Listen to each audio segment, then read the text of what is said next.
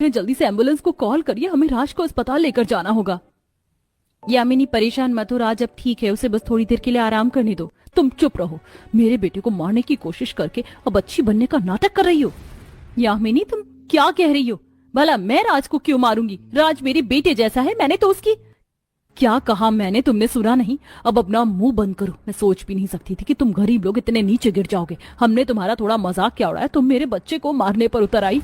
अब तो हम तुम्हें नहीं छोड़ेंगे, मैं अभी पुलिस को कॉल करती हूँ। क्या सच में स्वाति ने अपनी जलन के चलते यामिनी के बेटे राज को पानी के टब में डुबाकर मारने की कोशिश की थी, या कोई और कारण था? आइए इसे जानने के लिए कहानी में थोड़ा पीछे चलते हैं। मेरे पापा तो इस बार होली के लिए नए कपड़े भी लेकर आए। पता है मेरी होली की शर्ट कितनी ज्यादा सुंदर है, उस पर बड़ा बड़ा हैप्पी होली लिखा है। अरे देखो, मेरे मम्मी पापा मेरे लिए मॉल से कल कितनी बढ़िया पिचकारी लेकर आए। इसमें पानी जल्दी खत्म भी नहीं होता और इसकी धार दूर तक जाती है। हम भी इस रविवार होली की शॉपिंग करने के लिए जाएंगे। मेरे पापा ने तो मुझे बड़ी वाली पिचकारी दिलाने का वादा किया है और साथ में ढेर सारे गुलाल भी। तुम सब मेरे घर आना, हम मिलकर होली खेलेंगे। होली को आने में मुश्किल से हफ्ता भर रह गया था। गली मोहल्ले और घरों में जोरों शोरों से होली की तैयारी चल रही थी। चिंटू और उमा दोनों भाई बहन स्कूल खत्म होने के बाद अपने घर आ रहे होते हैं कि तभी रास्ते में उन्हें ढेर सारी गुलाल, पिचकारी और होली पर पहने जाने वाले कपड़ों की दुकान दिखती है। राजू, वो देखो वहाँ पर कितनी सुंदर फ्रॉक है ना। मैं तो होली पर इस बार यही फ्रॉक पहनूंगी। उमा, वो देखो वहाँ पर कितनी बड़ी बड़ी पिचकारी है ना। मैं तो बाबा के साथ यहीं से पिचकारी ले जाऊंगा। दोनों बच्चे जल्दी जल्दी घर आते हैं और अपनी माँ स्वाति को पिचकारी और कपड़े दिलाने की जिद करने लगते हैं। बच्चों, मैंने तुमसे कहा था ना कि इस रविवार हम लोग होली की शॉपिंग के लिए जाएंगे। अभी रविवार में पूरे 2 दिन हैं। चलो जल्दी से मुंह धो लो और खाना खा लो। स्वाति और उसके दोनों बच्चे इसी आस में थे कि 2 दिन बाद वो होली के लिए सामान लेने जाएंगे, लेकिन उन्हें क्या पता था कि शायद इस साल की होली उनके नसीब में ही नहीं थी। साहब, मुझसे गलती हो गई। मेरा ध्यान आगे वाली गाड़ी पर था, साइड में भी गाड़ी खड़ी हुई है, इस पर से हट गया था। वरना आप ही बताइए, मैं इतने सालों से आपके यहाँ ड्राइवर की नौकरी कर रहा हूँ। आज से पहले कभी मैंने अपनी आपकी गाड़ी को हल्का सा धक्का भी नहीं लगने दिया है। मुझे उससे मतलब नहीं है, मुझे आज से मतलब है। तेरी वजह से मेरी लाखों की गाड़ी की क्या हालत हो गई है। अब तो ना तुझे इस महीने की सैलरी मिलेगी और ना ही तो यहाँ नौकरी करेगा। जा निकल जा यहाँ से। नहीं साहब, मुझे काम से मत निकालिए। होली का त्योहार है, मेरी बीवी बच्चे आस लगाए बैठे हैं कि आज मैं तनख्वाह लेकर आऊंगा। भगवान के लिए मुझे माफ कर दीजिए। आप चाहे तो अगले महीने की तनख्वाह से मेरे पैसे काट लीजिएगा। अगले महीने की तनख्वाह से पैसे तो तब काटेंगे ना जब तू यहाँ काम करेगा। अखिलेश, बाहर निकालो इसे, मैं इसकी शक्ल भी नहीं देखना चाहती। हमारी इतनी महंगी सुंदर सी गाड़ी का क्या हाल कर दिया इसने। वो तो शुक्र मनाओ कि हम तुझे पुलिस के हवाले नहीं कर रहे हैं। यामिनी और आलोक मिलकर अखिलेश को काम से निकाल देते हैं। बेचारा अखिलेश उदास होकर घर लौटता है और अपनी बीवी बच्चों को सारी बात बताता है। इसका मतलब बाबा हम इस बार होली नहीं मनाएंगे। अपने बाबा को माफ कर देना। मैं तुमसे किया हुआ वादा पूरा नहीं कर सका स्वाति, तुम भी मुझे माफ कर दो।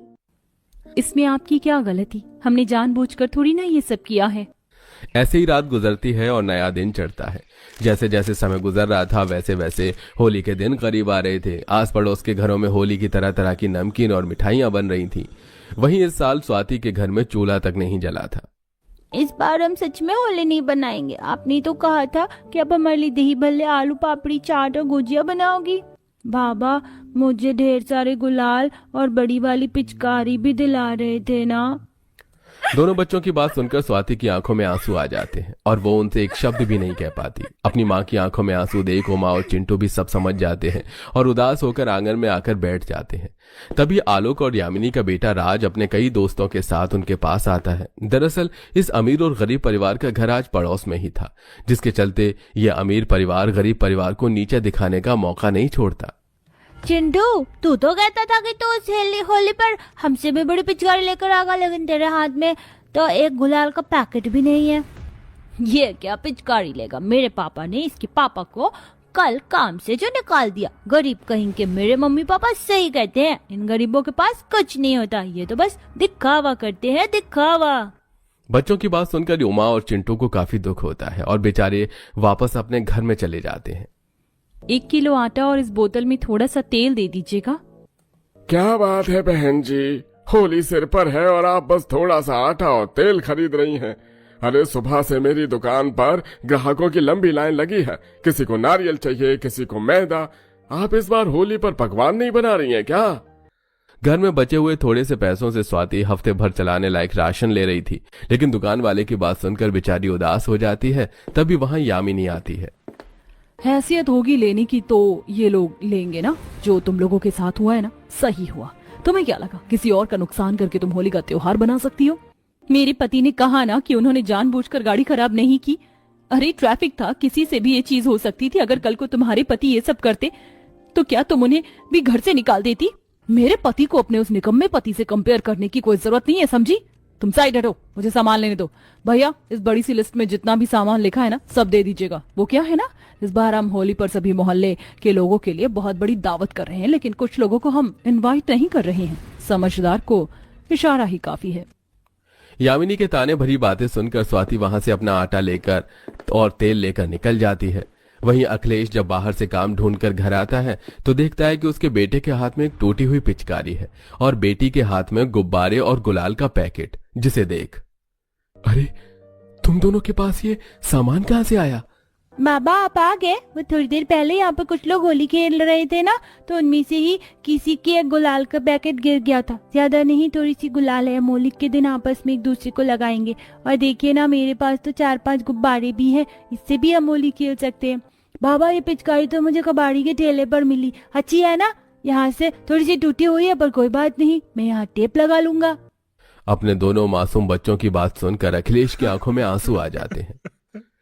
दोनों बच्चों को उस टूटी पिचकारी और थोड़े से गुलाल के साथ देखकर तो काफी दुख हुआ। कितना बेबस हो गया हूँ मैं, अपने बच्चों के लिए कुछ कर भी नहीं पा रहा। क्या हुआ, हम होली नहीं मना सकते तो? एक काम करती हूँ, मैं होली के दिन गुलगुले बना देती हूँ। आटा तो घर में ही है और गुड़ भी रखा हुआ है, साथ में चीनी नमक का शरबत। कम से कम होली के दिन चूल्हा तो जले। 2 दिन और गुजरते हैं और आज होली का दिन होता है। स्वाति ने घर में आटे के गुलगुले और चीनी नमक का शरबत बनाया था। जहां सभी आस पड़ोस और उस अमीर परिवार के घर में होली के स्वादिष्ट पकवान बने थे, वहीं परिवार आटे के गुलगुले और चीनी नमक का शरबत से खुश था। और इस थोड़े से गुलाल को ही सब एक दूसरे के चेहरे पर लगा देते हैं।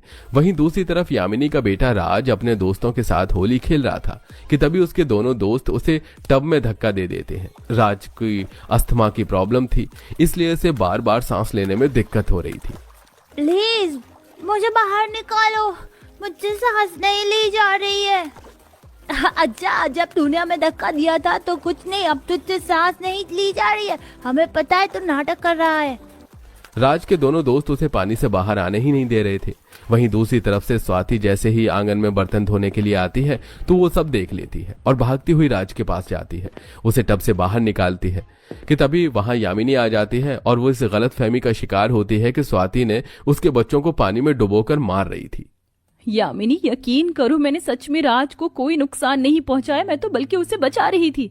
बहुत सुन ली हमने तुम्हारी बकवास, अब और नहीं। अब तो पुलिस ही तुम्हें बताएगी। मैं अभी कर रही हूँ पुलिस को कॉल। मम्मी रुक जाओ, आंटी सही कह रही है। उन्होंने मुझे पानी में नहीं डुबाया, बल्कि रोहित और मोहित मुझे पानी में डुबा रहे थे। उन्होंने तो मुझे बाहर निकाला है। अगर आज आंटी नहीं होती तो मुझे कुछ भी हो सकता था। अपने बेटे के मुंह से सारी सच्चाई सुनकर यामिनी और आलोक को अपनी गलती का एहसास होता है। स्वाति, हमें माफ कर देना। गलतफहमी के चक्कर में मैंने तुम्हें ना जाने क्या भला बुरा कह दिया। हमारे इतने बुरे बर्ताव के बाद भी तुमने मेरे बच्चे की मदद की, उसके लिए तुम्हारा बहुत बहुत शुक्रिया। ऐसे हाथ मत जोड़ो, आज तो होली का त्योहार है। आज सब हाथ जोड़ते नहीं बल्कि गले मिलते हैं। और आज तो मेरे बेटे जैसा ही है, तो भला मैं उसे कैसे कुछ होने देती। इस बात पर सब मुंह मीठा करते हैं और होली मनाते हैं। वो सभी एक दूसरे को अब गुजिया खिलाते हैं और रंग लगाकर होली की शुरुआत करते हैं। वहीं यामिनी दोनों बच्चों को होली पर पहनने के लिए नए कपड़े और पिचकारी गुलाल देती है और अब सब मिलकर खुशी से होली मनाते हैं। और इसी के साथ अब आलोक अखिलेश को दुगनी तनख्वाह पर वापस नौकरी पर रख लेता है, जिससे अब उस गरीब परिवार के हालात भी ठीक होने लगते हैं। सभी मोहल्ले के परिवारों ने अपना घर बनाने को एक एक पेड़ चुन लिया, जिनको चुनने के बाद उन्होंने फावड़े लेकर खोदना शुरू किया। हाँ, इस तने को ऐसे ही खोदो और इसमें अपने निकलने लायक जगह बनाकर नीचे जड़ को घर की तरह तराश देना। एक तरफ एक बहू मोहल्ले वालों से पेड़ खुदवा रही थी, तो वहीं दूसरी तरफ, सुनिए पूनम जी, हम ये लकड़ी तो ले आए, अब इससे जरा फर्नीचर बनाना बता दीजिए। अपना हथौड़ा उठाइए।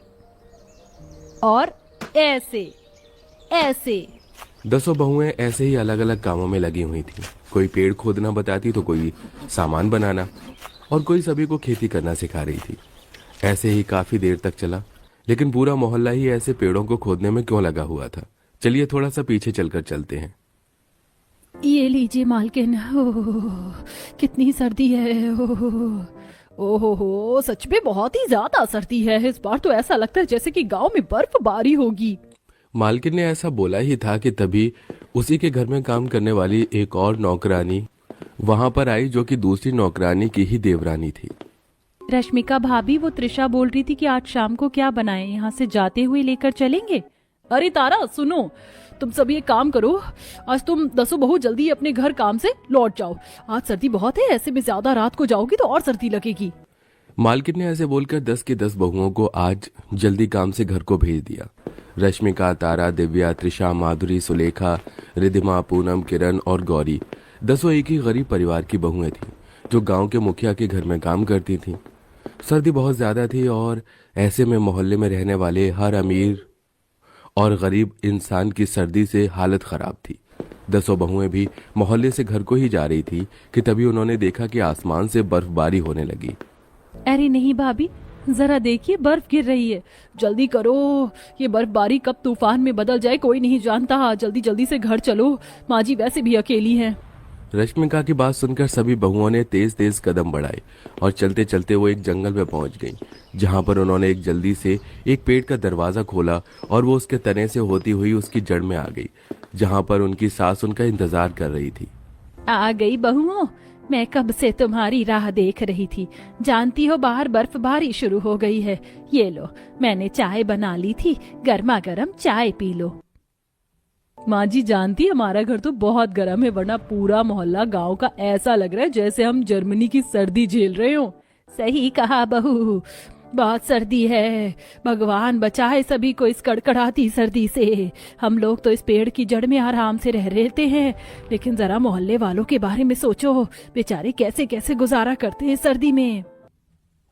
सही कहा माँ, बर्फ गिर रही है बहुओं। अब मैं तुम्हारी एक नहीं सुनूंगी। अब तुम लोग बस काम पर नहीं जाओगी। जब तक ये सर्दी कम नहीं हो जाती तब तक मैं तुम्हें काम पर नहीं जाने दूंगी। गंगा ने अपनी बहुओं से सख्ती से मना कर दिया। बहुओं ने भी उसकी बात पर गर्दन हिला दी और फिर अगली सुबह 10 में से एक भी बहू काम पर नहीं गई। सुबह को जब बहुएं अपने पेड़ घर में से बाहर आई तो उन्होंने देखा कि सभी तरफ बर्फ ही बर्फ थी। ओह भाभी, ये तो रात ही रात में बहुत बर्फ पड़ी है। कितनी ज्यादा सर्दी हो रही है। सही कहा, चलो सभी घर के अंदर चलो, आज काम पर जाना सही नहीं रहेगा। रश्मिका सभी बहुओं को अपने पेड़ घर के अंदर ही ले गई, जहां पर सभी बहुएं अपनी सास और पतियों के साथ चाय पीने लगी। एक तरफ बहुओं को पेड़ घर में बर्फबारी में ज्यादा सर्दी नहीं लग रही थी, तो वहीं दूसरी तरफ मोहल्ले का हाल कुछ ऐसा था। ओह जी, बड़ी सर्दी है। ये बर्फबारी होने से तो मुझे ऐसा लगता है कि तापमान बहुत ज्यादा गिर गया है। सही कहा तुमने। अरे मेरी भी कुल्फी जम गई है। सुनो जी, मुखिया जी से जरा बात कराओ, सर्दी इतनी ज्यादा हो गई है, हो सकता है वो कुछ गर्म कपड़ों वगैरह से हमारी मदद कर दें। अजी हाँ जरूर मुखिया जी, ना करें किसी की फूटी कौड़ी से भी मदद। हाँ हाँ, आइंदा ऐसी बात मुंह से भी मत निकालना। ठीक है, इतना भड़कते क्यों हो। गांव में सभी तरह ऐसे ही बातें चल रही थी। मुखिया जी के घर के आसपास रहने वाले मोहल्ले के लोग ज्यादा गरीब थे, इसीलिए बर्फबारी उन्हें कुछ ज्यादा ही भारी पड़ रही थी। कोई सड़कों पर तो कोई घर में, सभी जगह लोगों की कपकपी बंधी हुई थी।